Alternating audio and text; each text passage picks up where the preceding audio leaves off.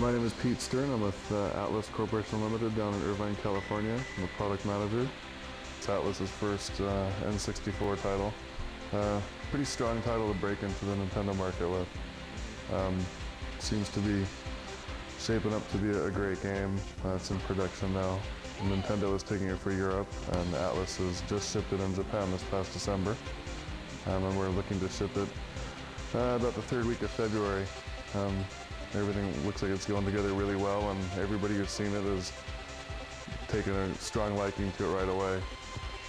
It is a snowboarding looking game, but there are only 3 of the courses that actually have snow on them. The other ones have other kind of terrains like either grass or dirt, or some of them even have what resemble railroad tracks going down hills to currents in the sand. Some of the tracks actually have water on them, and you'll actually surf on the water.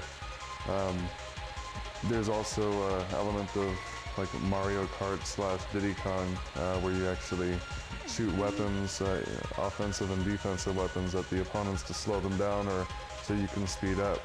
So if you're in last place, you could get to first place and still win the game, even if it's on the last lap. There's also, it's snowboarding, like I said, an element of snowboarding in there.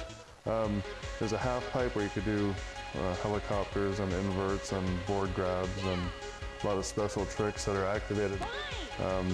What I've noticed with the Japanese version is the AI is not quite as tough as the US AI, and that's one of the comments Nintendo had for us, which we went back and fixed the AI.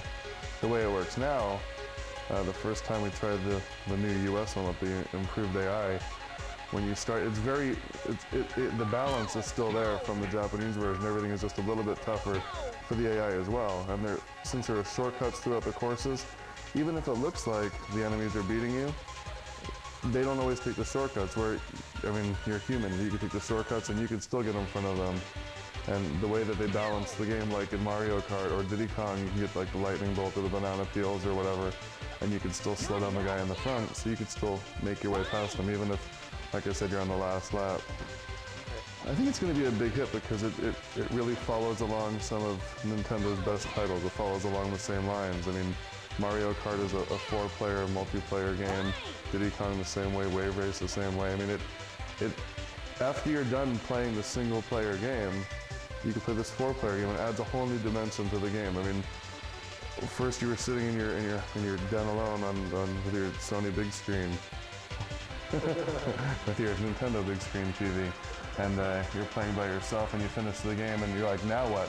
And you went into the options mode, and you changed some things there, and you had a little bit more fun. But you know what? It's like any other game. It's 1 player, and then you're playing against the computer, and then all of a sudden you're playing against your friends, and you notice all of you guys are standing up, yelling at each other over a video game that you're playing, trying to beat each other, and it's no longer just a one-dimensional screen that you're playing against. You're playing against like 3 of your other friends on this game.